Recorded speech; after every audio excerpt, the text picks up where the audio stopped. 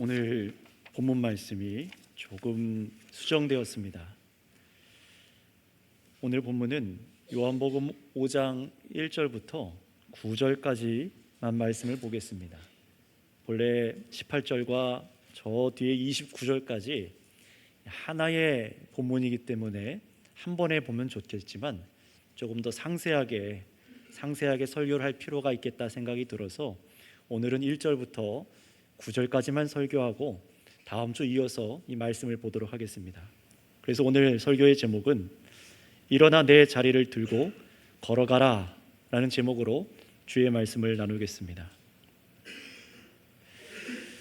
여러분, 먼저 오늘 설교를 들으시기 전에 아주 중요한 것을 한 가지를 잘 기억하시면서 들으시길 바랍니다.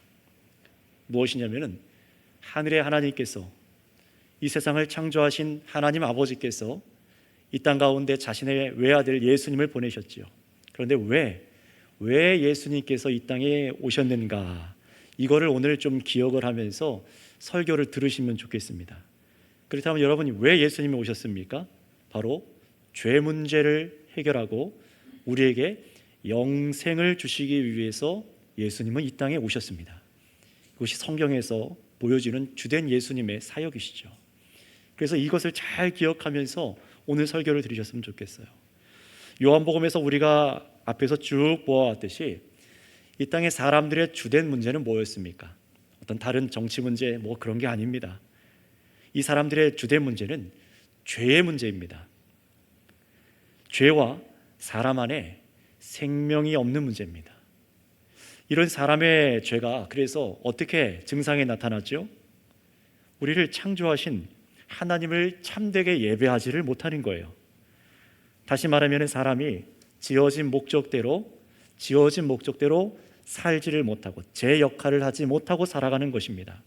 여러분, 그래서 예배라는 것은 단지 이런 건물 안에 들어가서 정해진 종교 행위를 정해진 시간 동안 드려서 하나님이란 신을 만족시켜드리고 그 대가로 이 땅에서 우리가 원하는 복을 받는 그것은 예배가 아닙니다. 그것은 잘못된 생각이죠. 예배란 무엇입니까? 예배란 하나님께서 우리 사람을 창조하신 목적대로 사는 것이 예배입니다. 바로 그러기 위해서 우리는 이 주일날 예수님께서 죽고 부활하신 이날 모여서 예수 그리스도의 말씀에 순종하여서 이 한 주를 살아가겠습니다, 예배하고 감사하며 이때 모이는 것이죠. 여러분, 그래서 하나님께서 지어주신 이 세상을 창조주 하나님의 가장 선하신 뜻대로 다스리며 살아가는 것이 예배라는 것이 성경에서 가르치는 바입니다. 범죄하지 말고 죄 짓지 않고 사는 겁니다. 세상에 생육하고 번성하고 정복하며 다스릴 복을 주신 하나님을 우리가 마음을 다해 사랑하고, 그래서 하나님의 말씀을 신뢰하며 오직 하나님만 믿으며 순종하며 이 세상을 살아가는 것이 예배입니다. 이것에 대해서 우리 이두성 목사님과 박익원 목사님께서도 주일 저녁 수요일에도 잘 설명을 하셨습니다. 온 세상에 하나님의 영광을 나타내며 살아가는 것이 예배라는 거예요. 따라서 하나님의 이런 영광스러운 목적대로 우리가 살지 않는 것이 바로 죄라는 것이죠. 여러분, 하나님의 말씀대로 살지 못하도록 하는 것이 죄입니다. 첫사람, 하나님께서 지으신 첫사람 아담 이후에 모든 인류가 바로 이런 죄에 처해져 있어요. 이런 죄의 특징이 무엇인가? 요한복음을 통해서 우리가 쭉 봐왔는데요, 어떻습니까? 우리를 회복하게 하기 위해서 이 땅에 오신 분, 정말로 우리 사람의 생명이 되시는 예수님을 알아보지를 못합니다. 예수님께서 하나님의 아들이심을 받아들이지를 않습니다. 다시 말하면 창조주 하나님에 대한 무지함을 갖고 있을 뿐만 아니라 하나님보다 이 세상의 죄를 짓기를 더 사랑합니다. 그래서 성경에서 어둠을 더 사랑했다라고 기록하죠. 여러분, 모든 인류가 다 이런 상태에 빠져 있다는 거예요. 그 증거가 무엇이었습니까? 유대인들의 예배의 실패죠. 하나님과 가장 가깝다고 말하는 그 유대인들조차도 예배에 실패했습니다. 그들이 무슨 조금 예배의 형식에 문제가 있던 게 아니라 그들 안에 죄로 인해서 하나님과의 관계가 완전히 단절되어 있었다는 거예요. 말씀을 외적으로 지키는 것 같으나 그들 마음의 죄악 때문에 왜곡되게 말씀을 헛되게 지키고 하나님을 참되게 예배하지 못했습니다. 하나님의 뜻대로 하나님께서 주신 명령대로 살아가지를 못하는 거예요. 그러니 사람들 속에 예수님께서 주시는 성령님이 함께 계시지 않는다면, 우리를 새롭게 해주시는 하나님의 영이 함께 계시지 않는다면 우리는 영이신 하나님을 위해 살아갈 수도 없고 예배할 수가 없는 것입니다. 그래서 더 끔찍한 사실은 무엇이었죠? 이러한 진리, 이러한 사실을 사람들이 모른다는 겁니다. 그냥 유대인들도 그렇고 오늘날 많은 사람들이 그러고 있는 것처럼 보여 안타깝는데요, 그냥 성전에 가서 제사만 잘 드리면 되고 우리는 주시는 세상 물질, 건강, 땅에 대한 복만 받고 살아가면 된다, 그게 신앙생활이라고 생각하는 사람들이 너무나 많습니다. 잘못된 이해죠. 여러분, 근본적인 죄 문제가 해결돼야 되는데, 그러기 위해서는 정말로 하나님께서 우리 마음을 새롭게 해주시기 위해서 성령님을 주셔서 거듭나게 해주셔야 되는데 이것을 알지 못합니다. 유대인들도 알지 못했어요. 거듭남을 위해서는 반드시 십자가에서 우리 대신 우리 죄 대신 희생당할 어린 양 예수님께서 죽으셔야 했음을 알지를 못했습니다. 이 예수님을 믿어야만 우리를 비참하게 만든 이 죄라는 끔찍한 질병에서 벗어날 수 있음을 알지를 못하는 거예요. 그래서 사람은 스스로를 치료할 수도 없고 이 죄라는 문제에서 치료할 수도 없고, 게다가 그 결과는 무엇입니까? 계속해서 범죄하여 하나님의 뜻과는 반대로 걸어가는 이 온통 죄밖에 없는 끝은 무엇입니까? 죄의 대가를 반드시 심판하시는 하나님의 지옥 심판밖에는 없는 것입니다. 공의로우신 하나님이십니다. 죄에 대해서 반드시 심판하셔야 됩니다. 그러니 사람이 무엇을 찾아야 되는 것입니까? 우리의 죄 문제, 내 안에 있는 죄 문제를 해결해 주시고 영생을 주실 예수님을 찾아야 되는 것이죠. 하지만 여러분, 사람들은요, 이렇게 이 땅에 오신 예수님에 대해서 듣긴 들어도 보긴 보아도 어떻습니까? 예수님보다 표적과 기사, 곧 기적을 찾는 것을 지난 말씀들을 통해 봤어요. 다시 말하면은 자기 소원이 이루어지길 바라고 사는 겁니다. 내가 왜 이 땅에 태어났는지, 왜 하나님께서 우리 사람을 지으셨는지, 왜 남녀가 결혼하게 하시고 자녀를 낳는 것인지, 우리가 이웃과 어떻게 지내야 되는지, 하나님께서 우리가 어떻게 사람들과 지내기 원하시는지, 온 세상을 향해서 창조주 하나님께서 품으신 뜻을 이루고자 하는 마음이 없이 사는 겁니다. 영원하신 하나님과 이 동행하는 영광스러운 삶보다 그저 하나님의 뜻은 뒤로 한 채로 유한하고 사라져버릴 이 세상, 이 땅의 것에 소망을 두고 사는 거예요. 바로 그게 탐욕입니다. 여러분 중에 이렇게 생각하는 사람이 있을지도 모릅니다. 나는 남들보다 별로 욕심이 없는데요. 세상에 그런 분들 많죠. 나는 욕심이 없습니다. 여러분, 그런데 그것은 누군가 비교해서 내가 덜 욕심 부리면은 죄가 없는 게 아니라, 여러분, 무엇을 말하는 거냐? 완전하신 하나님의 생각, 완전하신 하나님의 뜻보다 사람이 이 세상에 소망을 두고 살아가는 것이 바로 탐욕이고 죄라고 말하는 겁니다. 그게 성경이 말하는 죄입니다.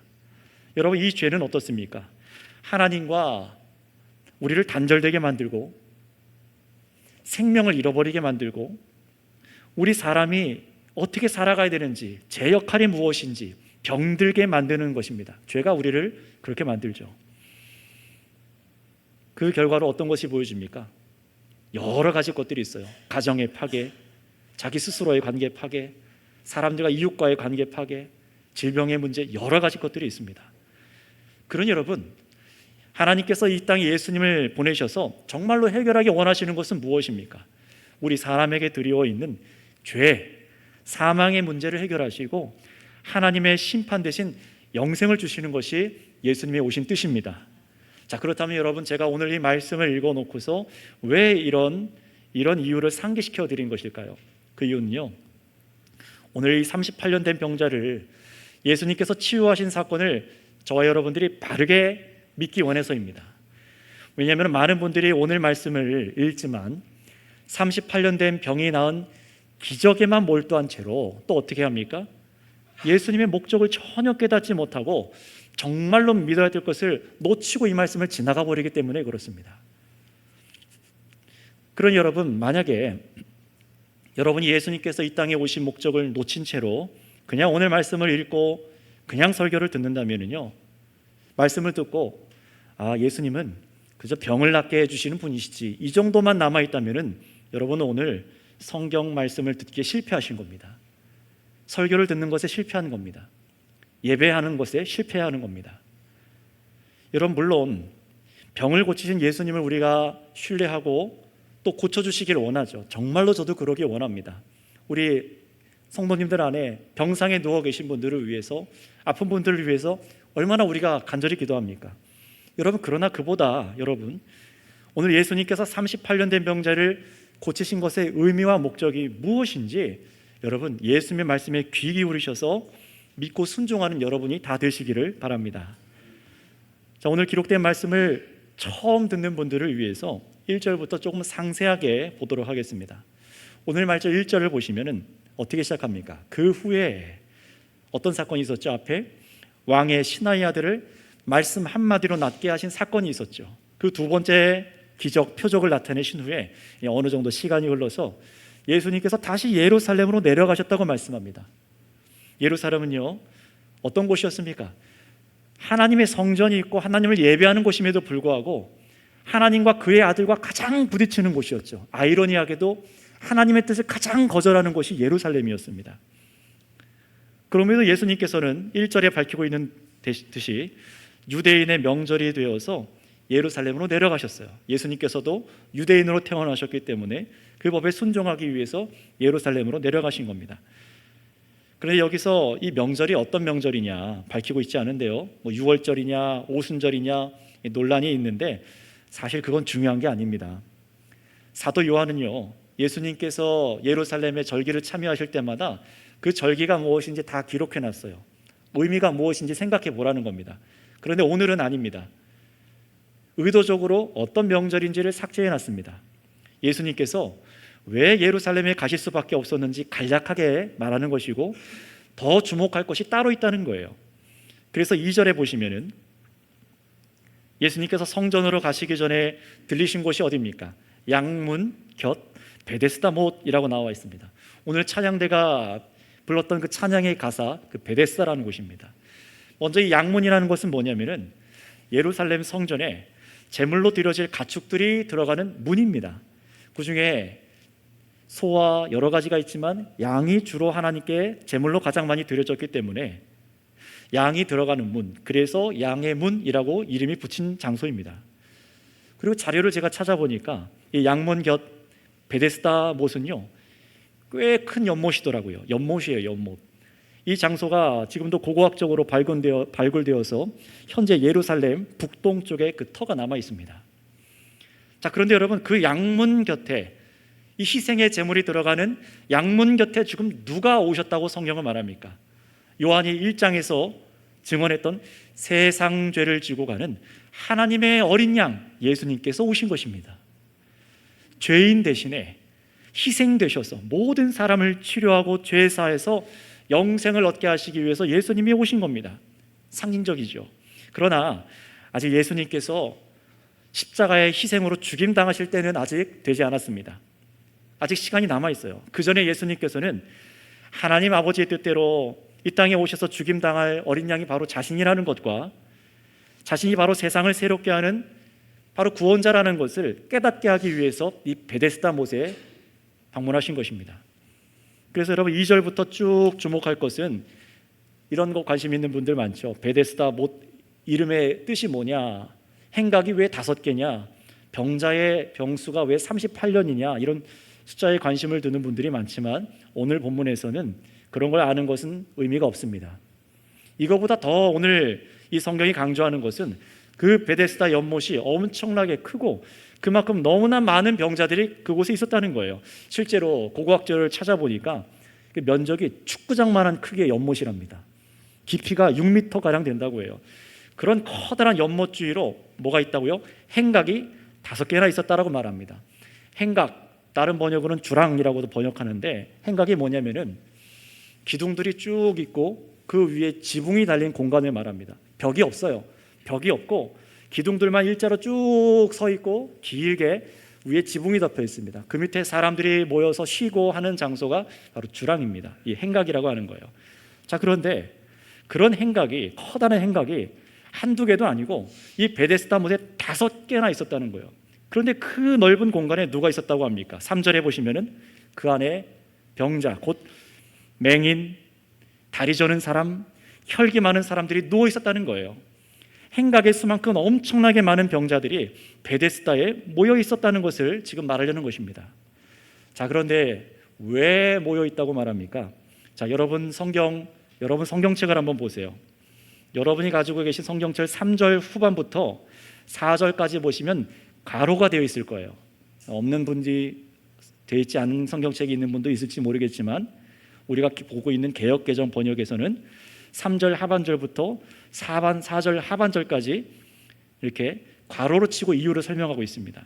이 괄호의 의미가 뭐냐면은 이 성경 사본 중에 후대의 몇몇 사본에만 이 기록이 있어요. 지금 우리가 보고 있는 가장 오래되고 신빙성 있는 이 성경 이 사본에는 없는 구절이기 때문에 괄호를 치고 그 이유를 설명하고 있는 겁니다. 근데 뭐라고 되어 있습니까? 하나님의 천사가 가끔 이 연못에 내려와서 물을 움직이게 하는데 움직인 후에 가장 먼저 들어간 사람은 어떤 병에 걸렸든지 낫게 되밀어라. 자, 여러분 어떻게 들리십니까? 그냥 듣기에도 굉장히 매력적인 얘기 아닙니까? 어떤 병이든 낫는데요. 물론 감기 한번 안 걸려보신 분들은 잘 모르시겠지만 정말 몸이 많이 아팠던 분들은 이 얘기를 들으면 솔깃할 수도 있는 겁니다. 자, 그런데 이 구절을 해석하는 데 있어서 어떤 사람들은요, 구약 시대와 예수님께서 오시기 전인 구약 시대와 예수님이 오신 신약 사이의 시대 사이에 선지자가 없던 시절이죠. 그런 시절에 하나님께서 정말로 천사를 시켜서 이렇게 이스라엘 백성들에게 치료의 은혜를 베풀고 있었다, 그렇게 해석하는 사람들도 있습니다. 하지만 본문 전체를 볼 때, 성경 전체를 볼 때, 요한복음 흐름을 볼 때에 그런 해석의 방식은 신빙성이 떨어집니다. 왜 지금 이 얘기를 드리는 거냐면은 여러분이 성경을 읽을 때 잘못된 이해를 하지 않기 위해서입니다. 구약 성경 어디에도 하나님께서는 이런 식으로 치료를 이스라엘 백성들에게 명하신 적이 없어요. 또 물이 맨 처음 움직일 때에 사람들이 얼마나 경쟁했겠습니까? 경쟁하듯이 먼저 들어가서 그 한 사람의 병을 낫게 하셨다는 것은 성경에 나타난 하나님의 성품과도 맞지 않습니다. 게다가 하나님의 치료가 하나님과 인격적인 만남 없이 그냥 단지 천사가 물을 움직일 때 그 물에 들어가는 행위로 하나님께서 사람의 병을 치료하셨다는 것은 더더욱 성경이 계시해온 말씀들과 그 성격이 다른 것입니다. 따라서 여러분 어떻게 이 말씀을 이해하셔야 되냐면은 오히려 더 많은 신학자들이 지지하는 것처럼 저와 여러분도 이 괄호 안에 된 부분은 이스라엘 사람들이 가진 미신적인 신앙을 성경이 고발하고 있는 것으로 보는 것이 훨씬 맞습니다. 다시 말하면은 하나님을 믿는다고 하는 사람들이, 하나님을 가장 가까이서 예배한다는 사람들이, 그것도 하나님의 임재가 있고 기도를 들어주시겠다고 약속하신 예루살렘 성전이 아니라 지금 어디서 뭘 기대하고 있는 겁니까? 베데스다 못에서 가끔 물이 움직일 때에 가장 먼저 들어가면 어떤 병이든 나을 것이라고 믿고 있는 거예요. 왜 움직이는지는 모르겠지만 하나님의 천사가 내려와서 물을 움직이는 것이라 그렇게 믿은 겁니다. 자, 여러분 여기서 이 말씀을 통해서 우리도 잘 생각해 볼 필요가 있습니다. 우리 사람이 질병에 걸리고 갑작스럽게, 그것도 심한 질병, 고통스러운 병들, 오랫동안 병생활을 하고 혹 불치병이 걸렸다고 생각해 보세요. 얼마나 낫고 싶은 마음이 간절하겠습니까? 의술로도 도저히 안 될 때, 그럴 때 사람들이 어떻게 하죠? 어딘가라도 기대해서 낫고 싶어하는 마음이 있잖아요. 세상에 보면은 우상을 섬기거나 미신을 섬기는 사람들은 그 나라 문화 안에 있는 토착 신앙들을 따라서 여러 주술적인 의식을 행하기도 하고, 뭐 낫기만 한다면은 저 산속 깊은 곳에 들어가거나 어떤 고행을 하기도 합니다. 그런데 지금 여러분 이스라엘 사람들도 다르지 않았던 거예요. 오랫동안 말라기 선지자 이후에 어떤 하나님의 말씀도 들리지 않을 때에, 어떤 선지자도 이끌어주지 않을 때에 이들이 하나님의 말씀 앞에 하나님의 은혜를 간구한 게 아니라 이들도 이 질병 앞에, 병 앞에서 하나님을 찾긴 찾지만 그게 하나님과 인격적인 교통 없이 그냥 베데스다 못이 물이 움직일 때에 저기 가장 먼저 들어가면 낫겠다, 그렇게 헛되게 믿은 겁니다. 헛된 신앙이죠. 여러분, 오늘 한번 생각해 보시기 바랍니다. 우리가 같은 하나님을 믿는다고 하는 저 로마 카톨릭은 성경에도 없는 병자 성사라는 것을 만들어서 환자에게 성수를 헛되게 뿌리기도 합니다. 묵주를 돌리고 기도를 시키기도 합니다. 아니면 어떤 기이한 현상이 일어나는 곳을 막 찾아다녀요. 어디 성당에 성모 마리아 상이 있는데 어느 날 막 물이 흘러내리더라. 그 물을 만지기 위해서 막 찾아갑니다. 성경에서 가르치지 않은 어그러진 인간의 죄성이 가져온 미신적인 행동들이에요. 여러분, 그렇다면 개신교라고 말하고 우리 개혁교회들은 어떻습니까? 이런 일이 없을까요? 병이 낫기를 위해 특별한 기도원을 가고, 누가 기도하러 갔다가 나았다는 산에 기도가 잘 통하는 자리를 찾아가고, 며칠간 날짜를 채워 금식한다던가, 얼마의 큰 액수를 적어서 헌금으로 꼬박꼬박 내서 금액이 채워지면 병이 나을 것이다, 이런 생각들, 이런 일들, 과연 오늘 4절 말씀과 다른 것일까요? 하나님 말씀에 믿음으로 하나님과 인격적인 관계 속에서 긍휼히 여김받는 그 은혜를 구하는 게 아니라, 우리 사람이 생각하기에 사람이 특정한 장소에서 특정한 시간에 특정한 행동을 하면은 내가 하나님의 능력을 받아서 치료받을 수 있다. 만약에 우리 중에 그렇게 생각하시는 분들이 계시다면은 오늘 이 베데스다 못에 5 행각에 모인 병자들이 바라는 것과 본질상 다를 것이 없는 것입니다. 여러분, 오늘 본문의 이 베데스다 못에 모여있는 병자들이 병이 낫고자 하는 마음 자체는 죄가 아닙니다. 그렇죠. 그러나 참 온 우주 만물을 지으시고 다스리시는 하나님을 알고 예배한다고 하는 이 민족이 어떻게 보면 하나님으로부터 가장 멀리 있는 사람들처럼 하고 있는 거예요. 범죄하고 있는 겁니다. 미신적이고 불신앙적인 모습이 예루살렘 성전 멀지 않은 곳에서 일어나고 있던 거예요. 다시 말하면 하나님을 예배한다는 사람들조차도 하나님을 바르게 예배하지 못하고 제 역할을 하지 못하고 살아가는 겁니다. 망가져 있다는 거예요. 이 질병의 상징이 바로 이겁니다. 하나님을 위해 살아가야 되는데 망가져 있다는 거예요. 온전하게 살지 못하고 있는 것이죠. 자, 그런데 여러분, 이런 불신과 무지와 망가짐이 가득한 그들 앞에 누가 나타나신 것입니까? 하나님의 아버지의 긍휼이시며 세상을 창조하셨던 그 말씀, 곧 예수님께서 병자들 앞에 나타나신 것입니다. 자, 그런데 문제는 어떻습니까? 예수님이 나타나셨는데 아무도 예수님을 알아보지 못해요. 어떤 것만 기다리고 있는 거예요? 예수님이 여기 딱 서 계신데 저기만 보는 겁니다. 언제 물이 움직일까? 예수님이 오셨는데 언제 물이 움직일까?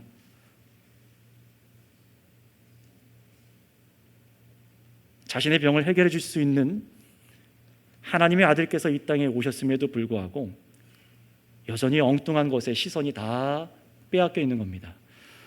여러분, 예수님 어떻게 하셨을까요? 수많은 병자 중에 이 자리를 깔고 누워있는 38년 된 병자를 주목하십니다. 이미 그가 병이 오래돼서 그 자리에 누워있는 것을 아셨어요. 그리고 어떻게 하셨는지 우리 6절 말씀 한번 같이 읽어보도록 하겠습니다. 6절 말씀입니다. 시작. 예수께서 그 누운 것을 보시고 병이 벌써 오래된 줄을 아시고 이르시되 내가 낫고자 하느냐. 아멘. 내가 낫고자 하느냐? 너무 다 당연한 질문이죠. 낫기 원하니까 거기 누워있는 거겠죠. 예수님께서 몰라서 물어보신 것이 아닙니다. 그렇다면 여러분, 여기서 이걸 아셔야 됩니다. 이런 당연한 질문에 당연한 답을 해야 되는 거예요. 네, 제가 낫기를 원합니다. 그렇게 답하는 것이 맞는 것입니다. 앞에 우리가 4장 말씀에서 보셨던 대로 예수님께서는 갈릴리 지역에서 몇십 킬로나 떨어진 가버나움에 있는 왕의 신하의 아들, 죽어가는 그 아이를 말씀 한마디로 살리셨었잖아요. 그러니 예수님의 질문, 네가 낫고자 하느냐 하는 말에 이 사람이 답할 것은 네, 제가 낫기 원합니다. 나에게 한 말씀만 해주시면 나을 것을 믿습니다. 이 답이 옳은 것입니다. 그러나 이 병자는 그런 믿음이 없습니다. 그래서 이 사람이 뭐라고 답변했는지 7절에 병자가 대답하되 주여 물이 움직일 때에 나를 못에 넣어주는 사람이 없어. 내가 가는 동안에 다른 사람이 먼저 내려가나이다. 너무 안타까운 상황 아닙니까? 지금 자신 앞에 서 계신 분이 누구신지를 전혀 모르는 겁니다. 얼마나 영적으로 어두운지 지금 이 예루살렘에서 하나님의 기적적인 은혜를 갈구하고 있는 이 병자들조차도 자신 앞에 서 계신 분이 누구신지를 모르는 거예요. 왜 모릅니까? 어디만 보고 있어요? 물이 언제 움직이나 헛된 것을 보고 있는 거예요. 그러니 물이 움직일 때 나를 못에 넣어주는 사람도 없고, 가려고 하다 보면은 다른 사람이 먼저 뛰어가서 들어가 버리고, 그래서 내가 못 낫고 이렇게 누워 있습니다. 한탄하는 거예요. 주변 환경 때문에 그렇대요. 자기 처지 때문에 못 낫는 거래요. 정말 그렇습니까? 아니죠. 지금 예수님을 알지 못하기 때문에 낫지 못하는 겁니다. 정말로 비참해요. 게다가 이 병자들의 마음이 얼마나 야박한지요. 아픈 사람들이라고 해서 막 서로 양보하고 불쌍히 여기고 이런 거 없습니다. 아마도 병자 중에서 권력이 있거나 돈이 있는 자들, 힘 있는 자들이 서로 먼저 들어가려고 했을 것이고, 치료에서 경쟁이 붙었겠죠. 여기서도 차별을 받고 이 38년 된 병자는 38년, 몇 년을 누워있는지 여기에 있었는지 모르겠지만 아무도 그 사람을 도와주는 사람이 없었다는 거예요. 노력해도 병 때문에 빨리 가지도 못하고 얼마나 비참한 마음이겠습니까? 자, 그렇다면 여러분, 여기서 아름다운 그림은 뭐예요? 그곳에 모인 사람들이 보는 중에, 5행강에 모인 사람들이 모인 중에 물이 움직이는 순간 예수님께서 이 병자를 안고 재빨리 물속으로 들어가는 것이죠. 얼마나 인류애적으로 아름다워 보입니까? 그러나 여러분, 그게 사람들이 원하는 것이 아닙니까? 사람의 힘으로, 권력으로, 특권으로, 어떤 매개체를 통해서 하나님의 치료를 얻기 원해요. 그러나 여러분, 그것은 하나님의 방법이 아닙니다. 예수님의 방법이 아니셨어요. 예수님께서는요, 이렇게 전혀 믿음도 보이지 않고 엉뚱한 말만 하는 이 사람에게 느닷없이 말씀하십니다. 우리 뭐라고 말씀하셨는지 8절 말씀을 한번 읽어보겠습니다. 같이 읽겠습니다. 시작. 예수께서 이르시되 일어나 내 자리를 들고 걸어가라 하시니. 아멘. 굉장히 갑작스럽고 당혹스러운 명령 아닙니까? 일어나라, 누워있던 자리를 들어라, 그리고 걸어가라. 3가지죠. 단 3마디 명령이었습니다. 일어나 자리를 들고 걸어가라. 그리고 성경은요, 곧장 9절 통해서 이렇게 기록하고 있습니다. 그 사람이 곧 나아서 자리를 들고 걸어가니라. 예수님이 말씀하시니 그 자리에 이제 병자는 없습니다. 망가져 있었고 아무것도 하나님의 뜻대로 예배할 수 없었던 그가 이제 자기가 깔고 있었던 자리를 들고 일어나는 것처럼, 예수님의 말씀을 통해 이제 일할 수 있는 사람이 된 것처럼 기록되어 있는 거예요. 자, 여러분, 여기서 이 38년 된 병자를 치료하신 이 예수님의 사건이 도대체 우리에게 무엇을 말씀하고자 하시는 것일까요? 우리도 병 낫기를 위해서요, 저 비행기 타고 유대 땅 양문격 베데스다로 가라는 것입니까? 아니겠죠. 아니면 지구상의 특별한 장소를 찾아가라는 것입니까? 더더욱 아니겠죠. 오히려 그런 미신적인 행위로 하던 것이 있다면 멈추라는 것입니다. 또 사람을 비참하게 만드는 질병 또한 예수님께서 치료해 주신다는 것을 믿으라는 것입니다. 하나님께서 이런 그리스도를 우리에게 보내셨다면 이제 다른 것 말고 오직 예수 그리스도를 바라보고 예수님께서 우리를 고치실 분이라는 것을 믿어야 된다는 것입니다. 그러나 여기서 끝이 아닙니다. 여기까지만 들으면 안 됩니다. 말씀 듣기 실패하는 거예요. 여기서 집중력을 잃지 마시기 바랍니다. 오늘 말씀은요, 많은 사람들이 원하는 대로 누구든지 이제 예수를 만나면은 어떤 병이든지 다 나을 것입니다. 예수님께서도 우리에게 말씀해 주셔서 병을 낫게 해주시길 기도하세요. 그러면 다 나을 겁니다. 이렇게 우리에게 적용하시고 싶으시겠지만 오늘 말씀엔 전혀 그런 명령과 가르침이 없습니다. 다시 말하면 우리가 다 예수님 믿으면 이 땅에서 어떤 질병도 걸리지 않고 살 수 있다고 말씀하시는 것이 아니라는 겁니다. 여러분, 그 증거로 예수님께서는 베데스다 5행각에 있는 수많은 병자들을 다 고쳐주시지 않으셨어요. 단 한 명 38년 된 병자만 고치셨습니다. 만약에 예수님께서 2000년 전에 이 땅에 오셨다가 가신 그 목적이 우리 사람의 질병을 이 땅에서 다 없애버리시는 것이었다면 이 베데스다 못에 모여있는 사람들 전부 다 낫게 하셨겠죠. 와라, 다 나아라 한마디 하셨겠죠. 하지만 그렇게 하시지 않으셨습니다. 그렇다면 예수님께서 왜 이렇게 38년 된 병자 한 사람만 고치셨을까요? 그가 다른 사람보다 더 많이 아프고 더 오래 아프고 너무 비참한 사람이라서 예수님께서 그 사람을 불쌍히 여기셔서 고치신 것일까요? 아니면 그 사람이 남들을 모르게 믿음이 있어 보였어서 고치신 것일까요? 그런 말씀도 아닙니다.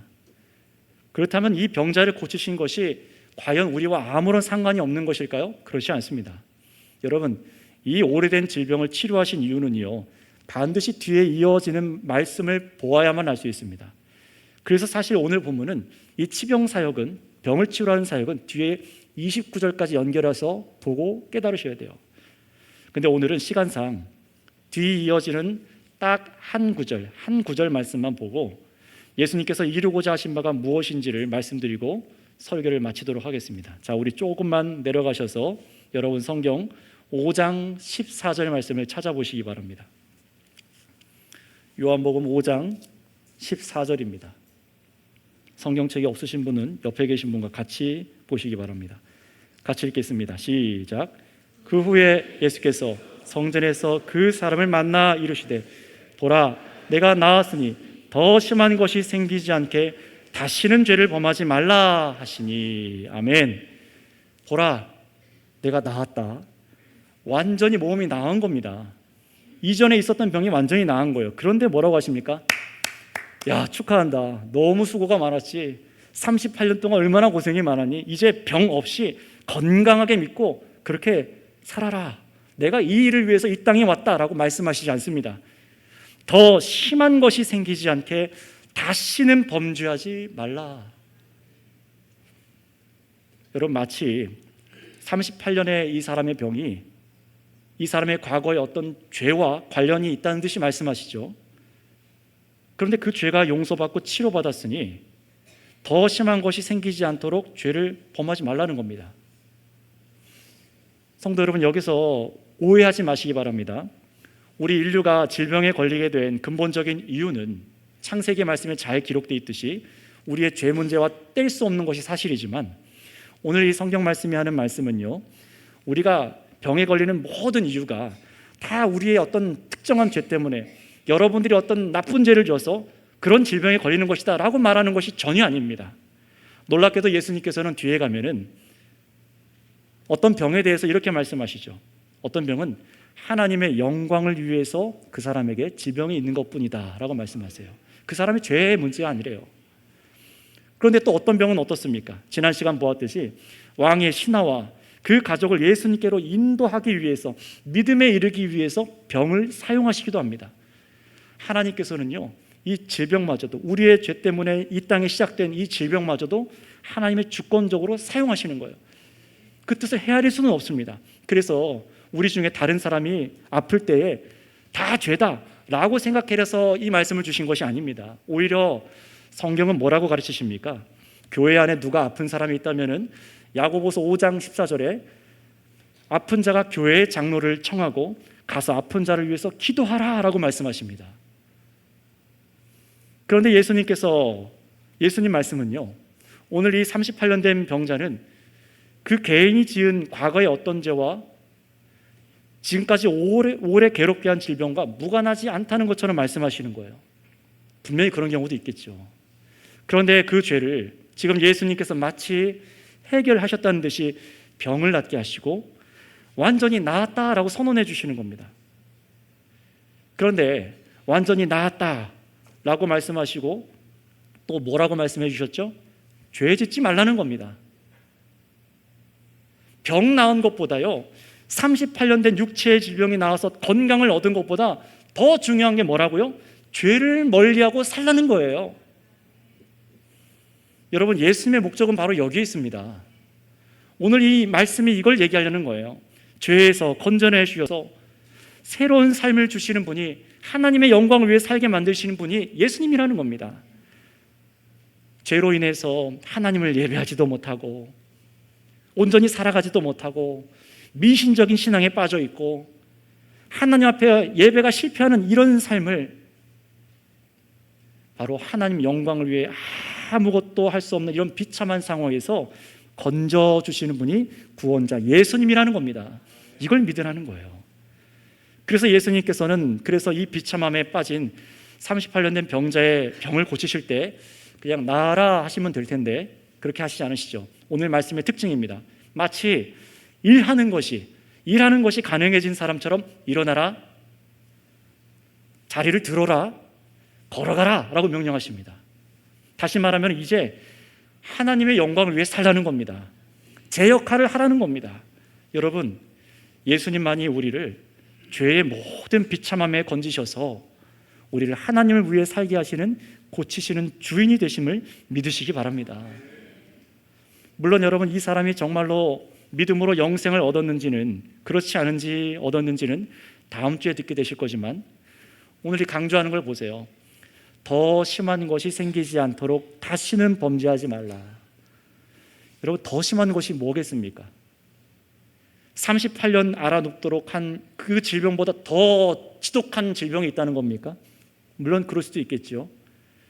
하나님께서는 때로는 우리를 질병이란 책찍으로 우리를 때리실 때도 분명히 있으시니까요. 그러나 예수님께서 더욱 경계하도록 하신 것은 뭡니까? 죄가 가져오는 가장 무서운 결과, 바로 하나님의 심판을 말씀합니다. 이건 제 얘기가 아니라 정말로 그런지 이 치유사역의 결론으로 이어지는 29절 말씀을 한번 읽어보도록 하겠습니다. 조금 더 내려가셔서 5장 29절 말씀을 다 같이 읽어보겠습니다.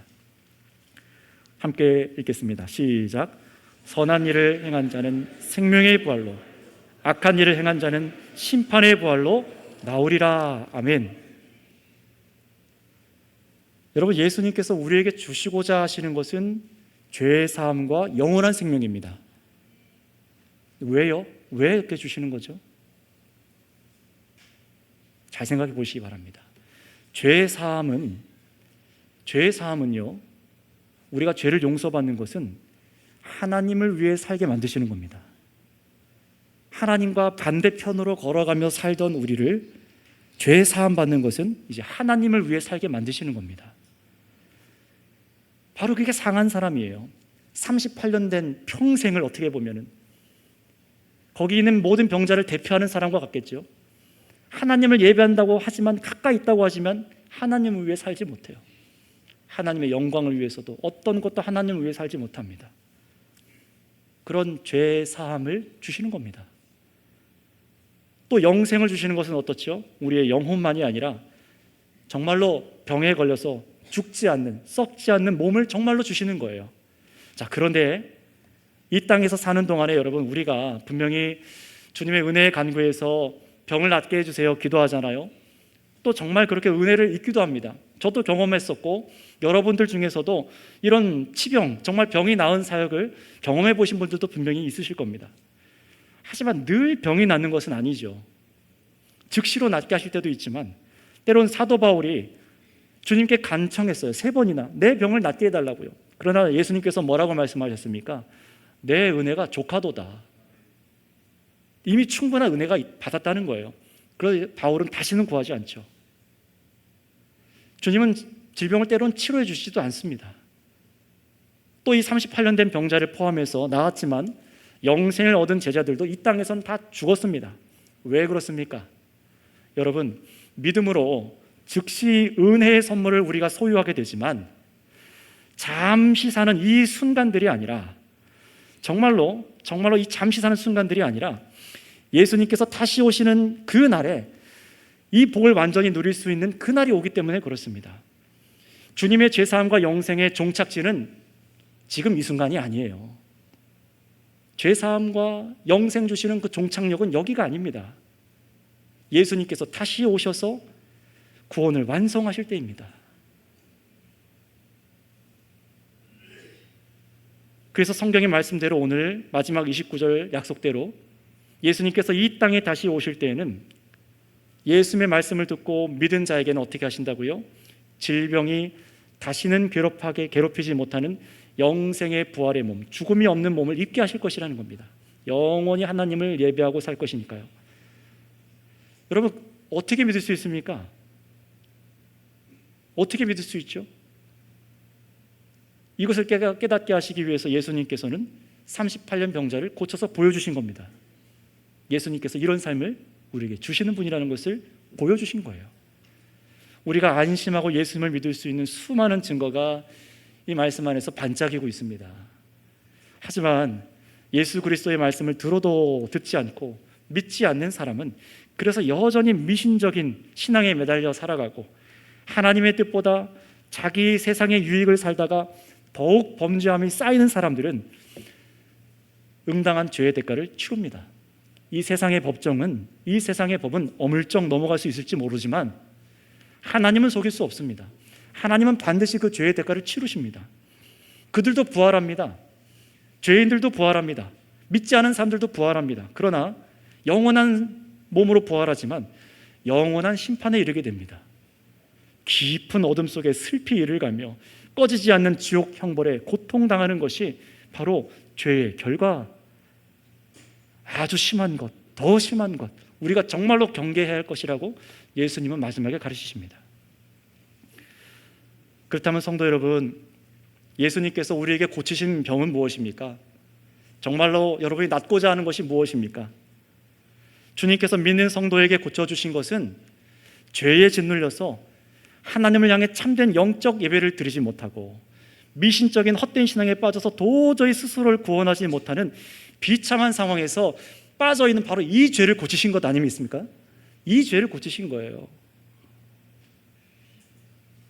도저히 무엇을 위해 살아가는지 알지 못하고 하나님의 영광을 위해 살아가지 못하는 자들의 그 끔찍한 질병, 죄라는 것을 고치신 겁니다. 또 무엇을 위해 고치셨습니까? 왜 병을 고쳐 우리에게 건강을 주시기도 하시는 것일까요? 여러분, 어떻게 지금 이 자리에 나와 있는 것입니까? 왜 건강을 주십니까? 바로 성도는 이 세상 죄를 즐기며 이 세상 탐욕을 위해 사는 것이 아니라 이제 하나님의 뜻대로 살아가면서 범죄하지 않고 하나님을 참되게 예배하도록 하기 위해서 우리에게 건강도 주십니다. 여러분에게 주신 기회들이 있었을 겁니다. 지금도 마찬가지고요. 그렇다면 여러분, 이 말씀에 비춰보세요. 여러분의 자신의 몸의 병을 고치기 위해서, 건강하게 살기 위해서 그토록 수많은 노력을 기울이시면서도 정말로 주님께서 여러분에게 건강과 시간을 주셨을 때에는, 일할 수 있는 기회를 주셨을 때 정말로 죄를 범하지 말라라고 말씀하시는 예수님의 말씀과 우리를 회복하게 하시는 예수님을 믿는 일에는 얼마나 열심을 내고 순종하고 계십니까? 따라서 여러분, 이 본문을 통해 기억하고 믿어야 될 것을 제가 마지막으로 3가지로 정리해 보겠습니다. 첫 번째, 여러분 병으로 고통스러우실 때 주여 고쳐주소서라고 기도하시기 전에 여러분, 하나님께서 전혀 무익했던 38년 된 병자를 먼저 만나주신 것처럼 예수님께서 여러분을 먼저 찾아오셨음을 믿으시기 바랍니다. 여러분, 이미 여러분의 오래된 병을 알고 계십니다. 여러분들이 얼마나 연약한지, 어떤 죄악에 빠져 있는지 알고 계십니다. 그리고 주님께서는 38년 된 병자만이 아니라 육체의 병을 고침받지 못했지만 그 베데스다 행각에 빼곡히 모여있는 사람들과 유대와 사마리아와 온 세상을 향한 죄인을 위해 오셨다는 것을 정말로 믿으시길 바랍니다. 두 번째, 여러분 일상 속에 또 신앙의 모습 중에, 예수님을 믿는다고 하는 모습 중에 하나님 외에 헛된 미신적인 행동들, 비인격적인 행위로 하나님의 능력을 얻어보려고 했던 잘못된 습관이 있다면 회개하고 이제 버리시기 바랍니다. 오직 예수님만이 죄로 망가진 우리를 회복하게 하시는 어린 양 되심을 믿으시기 바랍니다. 마지막 3번째, 육체의 질병이 낫는 것 이상으로 예수님께서 더욱 경계하게 하셨던 말씀을 듣고 순종하시기 바랍니다. 무엇입니까? 다시는 죄를 범하지 말라. 이 예수님의 말씀을 듣고 순종하는 것입니다. 물론 우리는 연약해서 실수하고 또 범죄하고 뒤돌아보면 그게 죄였구나 깨닫게 되지만 어떻게 하는 거예요? 그 죄를 미워하고 멀리하고 돌이켜 회개해서 하나님께서 말씀하신 뜻대로 살아내기를 마음을 정하라는 겁니다. 믿고 예수님께서 말씀하신 대로 하나님의 뜻을 따라 살아야 된다는 것을 부디 이 성경 말씀을 통해 여러분 믿으시기를 바랍니다. 기도하겠습니다.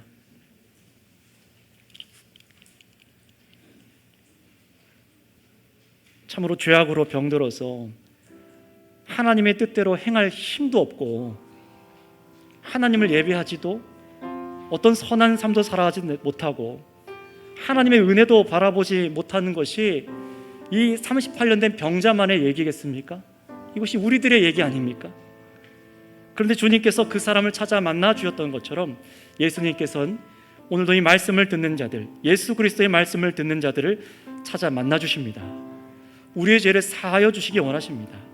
새롭게 서게 하셔서 정말로 새롭게 살아갈 능력을 주시고자 하십니다. 하나님을 예배하고 주께서 원하시는 삶을 살아가게 만드십니다. 그러니 여러분 이제 이것을 믿고 기도하세요. 주님, 제가 이제 헛된 미신적인 방법이나 예수님이 아닌 다른 방법으로 나의 삶을 더 낫게 만들려고 하는 그 시도들을 멈추겠습니다. 오직 나에게 주시려는 이 새로운 삶을 통해서 범죄하지 않고 예수님의 말씀대로 살아갈 수 있도록 나에게도 말씀해 주세요. 정말로 나를 일어나라, 자리를 들고 서라, 걸어가라 라고 말씀하신 것처럼 이제는 정말 죄를 멀리하고 주께서 기뻐하시는 삶을 살아가기 위해 앞으로 나아가게 하여 주시옵소서. 이 시간 우리 주여 한번 부르고 다 같이 하나님 앞에 기도하겠습니다. 주여, 하나님 아버지 감사합니다. 우리가 얼마나 무능한 자들이고 하나님을 찾지도 못한 자들이었으며 믿음도 없으며 참으로 연약한 자들이었음을 고백합니다. 하나님의 뜻은 생각하지 아니하고 이 땅에서 시집가고 장가가며 먹고 마시며 이 땅에서 우리가 살아가는 것만을, 내 배를 채우는 것만을 위해 살아가는, 나의 육신을 낫게 하는 것만을 바라보는 자들이 우리들입니다.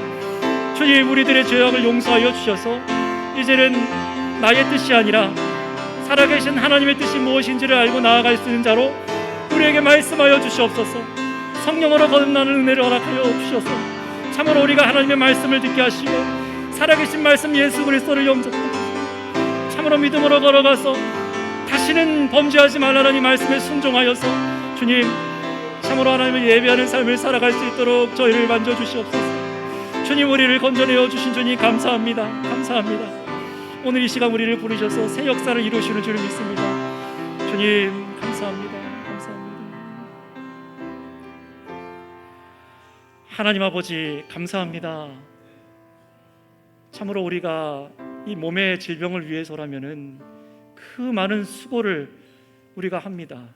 건강을 위해서라면은 얼마나 많은 수고를 하는지요. 그러나 정작 주님께서 오셔서 우리에게 죄의 사함과 참으로 하나님을 위해 살아갈 힘을 우리에게 이 시간과 이 건강을 주셨음에도 불구하고, 기회를 주셨음에도 불구하고 이 말씀에 순종하지 못했음을 고백합니다. 더한 것이 생기기 전에 생기지 않도록 다시는 범죄하지 말라. 주님, 우리가 이 말씀을 경히 여겼습니다. 우리의 죄를 용서하여 주시옵고 우리가 이전에 짓던 죄를 미워하게 하시며 우리가 앞으로 세상으로 나아갈 때에 참으로 하나님께서 우리에게 가르쳐 주신 선한 길로 걸어갈 수 있도록 예수 그리스도와 동행하게 하시고 성령으로 이 죄악들을 이겨 참으로 주께서 기뻐하신 영광된 삶을, 그 예배를 하나님께 올려드리게 하여 주시옵소서. 감사드리며 우리를 건져내신, 우리를 회복하게 하시는 우리 구주 예수님의 이름으로 기도드렸사옵나이다. 아멘.